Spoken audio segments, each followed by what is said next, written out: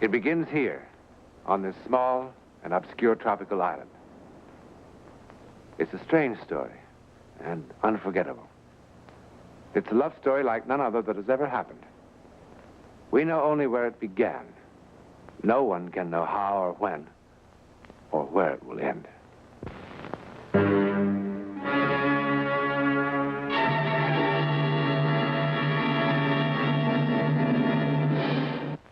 A few months ago, finding myself with an unexpected 10 days off, and sort of feeling a need for a rest and a complete change of scene, I took a plane down to San Salvador.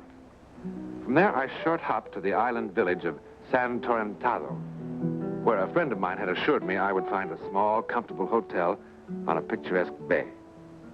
Everything he'd said was true. It was absolutely beautiful, isolated and quiet. And the food and air were clean and refreshing, as nature had intended them.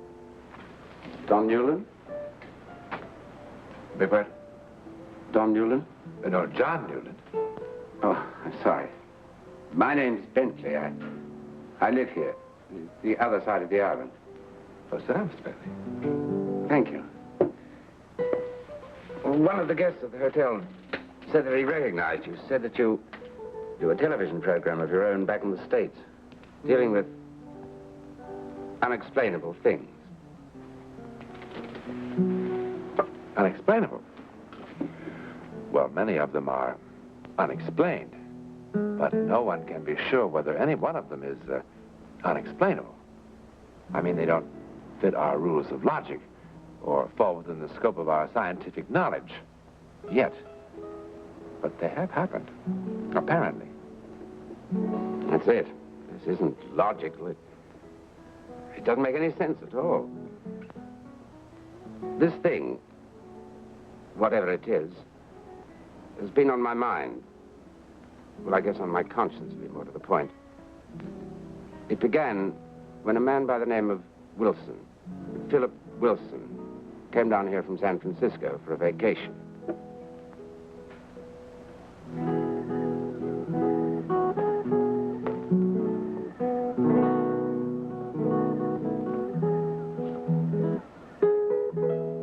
Wilson had all the things that are supposed to make a man happy. Money, success, health, good looks. But I've never seen a guy who was more disenchanted with the world.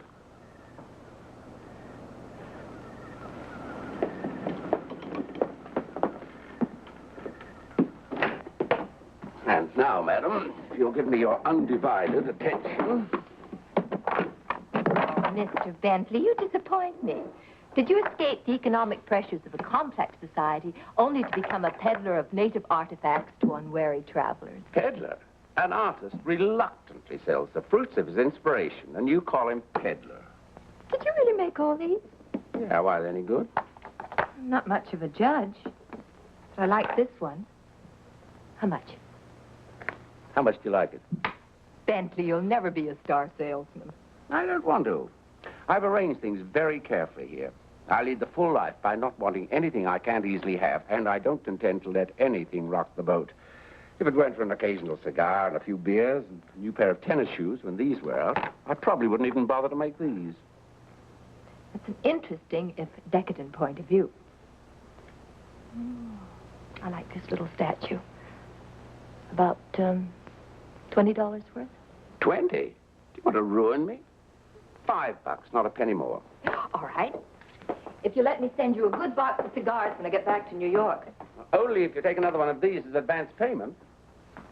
And remember, just one box. Don't louse up my life. Charming, don't you think? No. Oh, he's not very charming. But he is good looking. Bartender. Will you get Mr. Wilson another one of whatever he was drinking, please?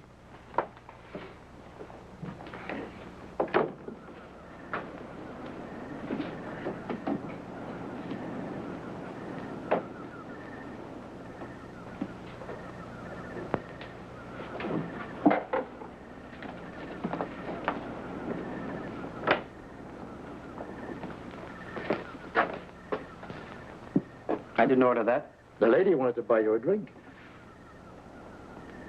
I buy my own whiskey.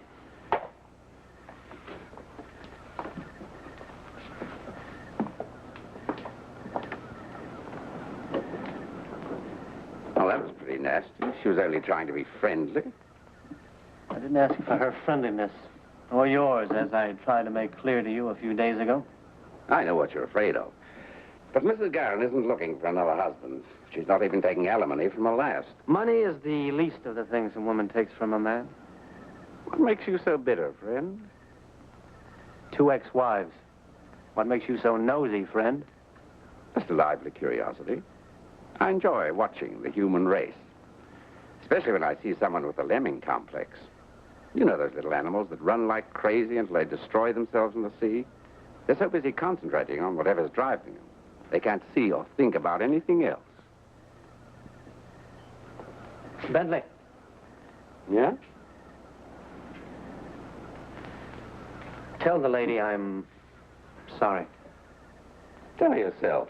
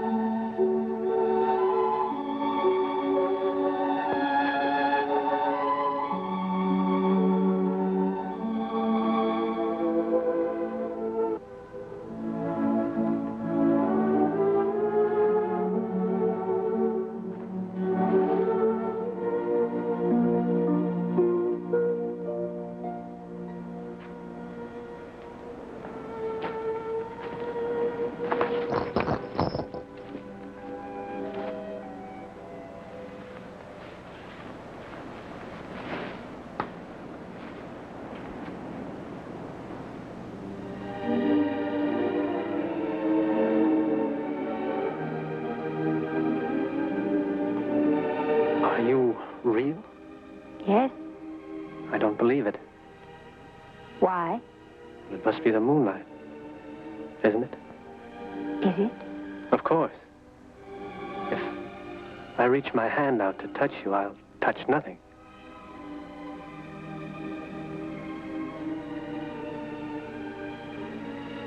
You are real. You are, too. I feel so peculiar. I know. Like a dream. No, not like a dream, like something I thought would never happen has happened. I've known you before, haven't I? No? I've dreamed it 100 times. You, this place, this moment. It was here. It was now. And then, afterwards, something happened. Something terrible happened. What are you afraid of? I don't know exactly. Of what's going to happen. What happens is up to us. This is no dream. Believe me. This is impossible. You just touch me. Look at me. Yes? But it's too quick. Seconds. What is time to do with us now? What do you feel? You know what I feel. But it can't happen this quickly. It has. I'm frightened. Don't be. I'm frightened. Don't be.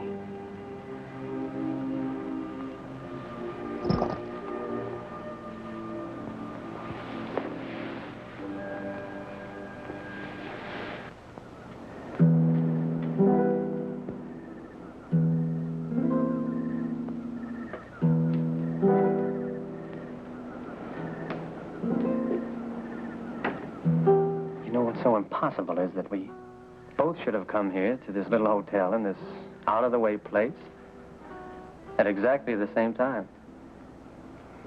San Torrentado. When I first saw it on a map, it was like something I remembered. Or a dream? I'd hate to tell you how long I saved for this dream.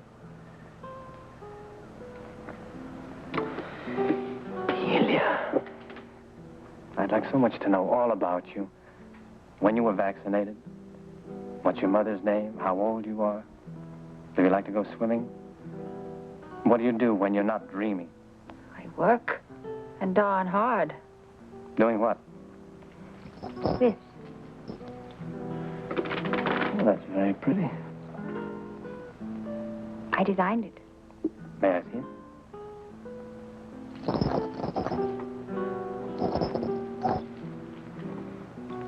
What's this? A prayer bell. They have them in Tibet. When you hear the little noise, one remembers to offer prayers and thanks to heaven. That's lovely.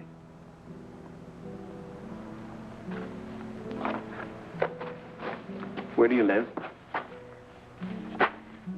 St. Louis. What's your father's name? Henry.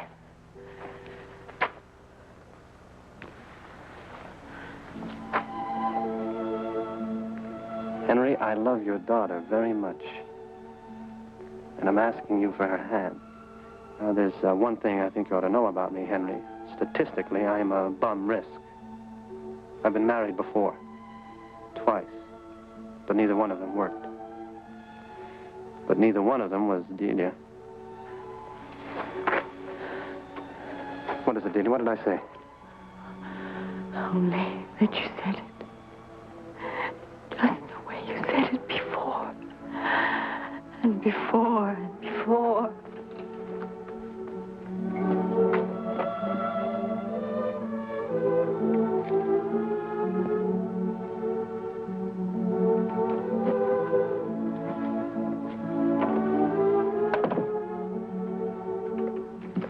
Delia. Delia.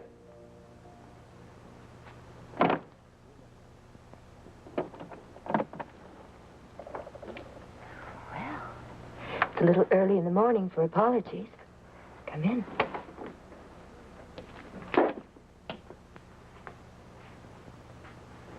Would you like a drink?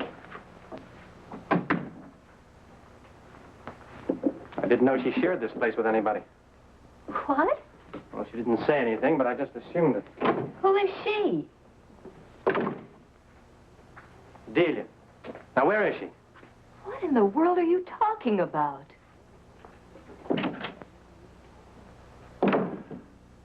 Couldn't have gone anywhere. There wasn't time. I'm sorry to say this, but I think you're in the wrong cottage. No, I just brought her here just a few seconds ago. Now, where is she?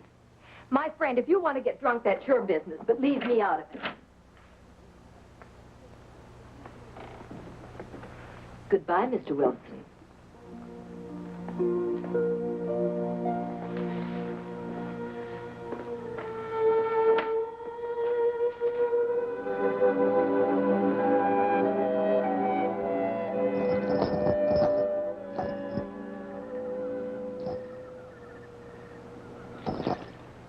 There are just 3 cottages. A, B, and C, only 3. All right, we'll look at B next.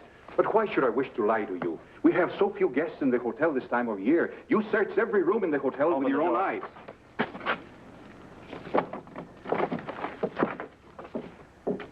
Are you satisfied, senor? No, I'm not satisfied. You're not going to disturb Mrs. Guerin again. I'm going to keep on disturbing everybody in this place until I find her. But, Senor Wilson, perhaps tomorrow morning. This is where I brought her.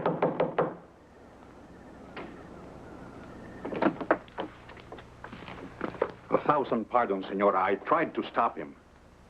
Are you going to tell me what happened to her? Is this sort of nonsense part of the regular service of the hotel? Are you going to tell me where she is? Please, Senor Wilson, believe me. There is no such young lady in the hotel. Look, I've had this cottage for a week. No one else has been here tonight or any other time. I never saw your Delia or whatever her name is. I never saw her. Well, I know someone who did. Con permiso.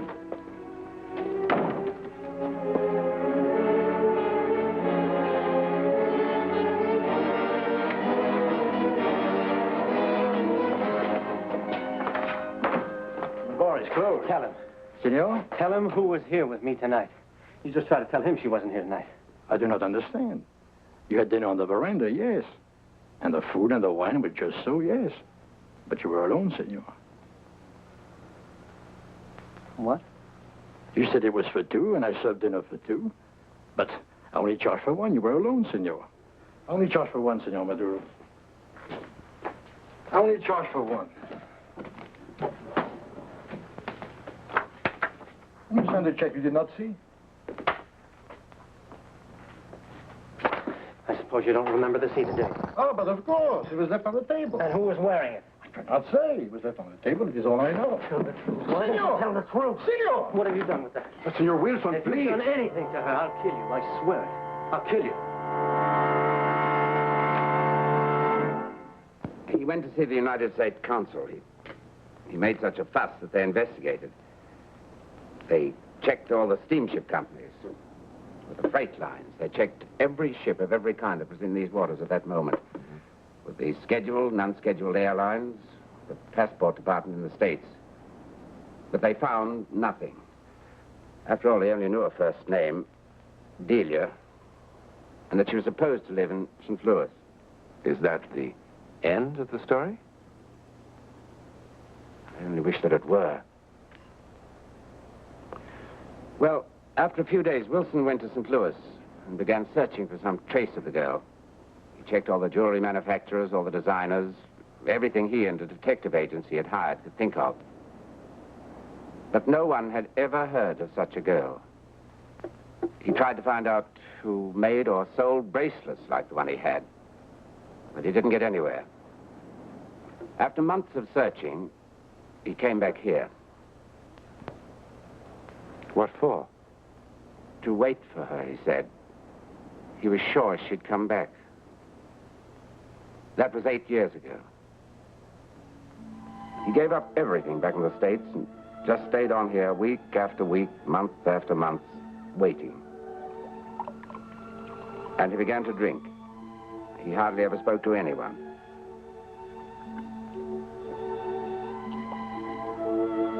And every night he went back to the place where he had insisted 1,000 times he'd found her.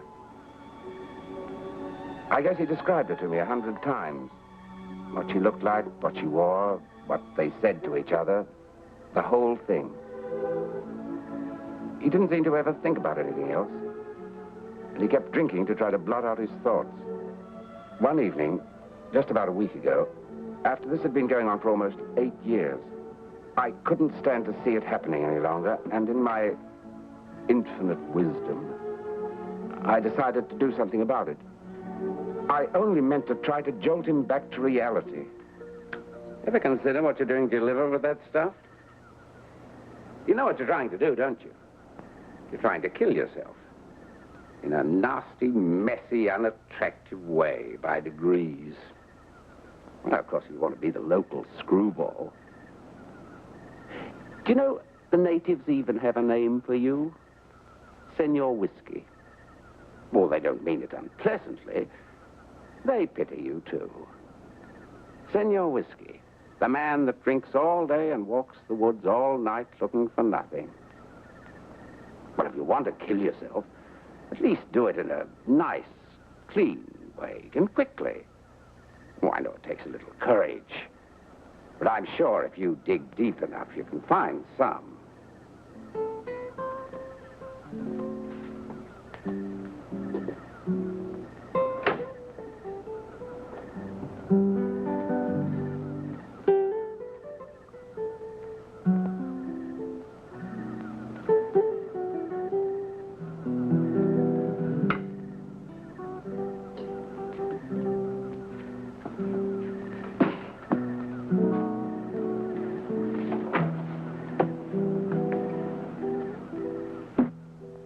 The next morning, the police found his body about 2 miles down the coast. The sailboat he'd been using had capsized about 2 miles out beyond the breakers. When they found him, this was clutched in his hand. The police listed it as accidental death. But what was he doing at 3 o'clock in the morning in a sailboat? I sent him out there. And then the next evening, as I was walking Wilson's route, as a sort of penance, thinking about what a fine specimen of humanity I am, that I can tell other people what to do with their lives.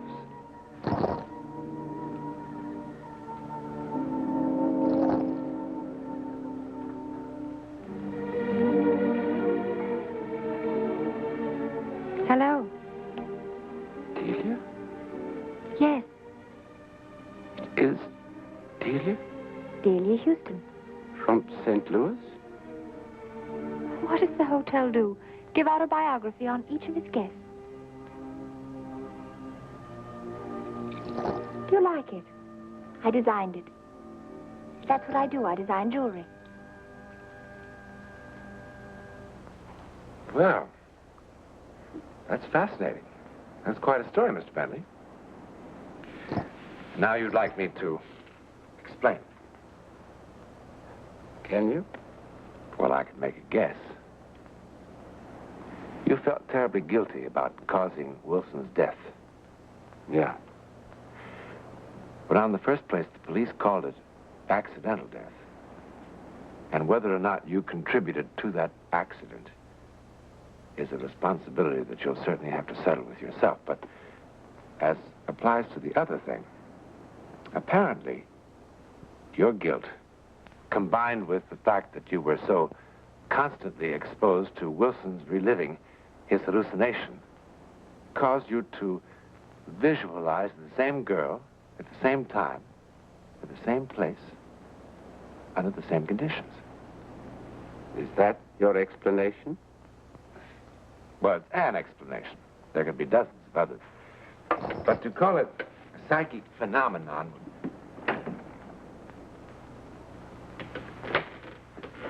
Delia? I'd like you to meet someone. This is Delia Houston, Mr. John Newland. How do you do? How do you do?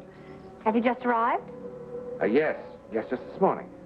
Well, perhaps I'll see you at dinner. I'd look forward to that. You'll be a welcome addition. Thank you.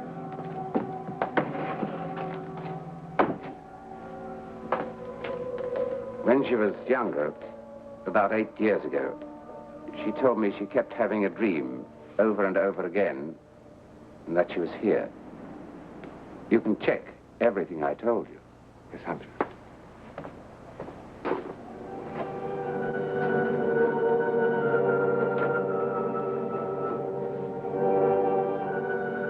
A recurring dream about being here. Well, now, recurring dreams about romance are rather common to young girls, wouldn't you say? But if Delia did appear to Philip Wilson, and this would certainly seem to indicate that she did, students of psychic phenomena would call it teleportation. That's how they would explain it. The transportation of the being from one place to another, in time and in space. In this case, into the future as well. But why did it happen? Well, maybe Philip Wilson and Delia are meant to meet that way someday. And perhaps they will, sometime, somewhere. You know, there are millions of people who do believe that we live other lives before and after this one. In a moment, a word about next week.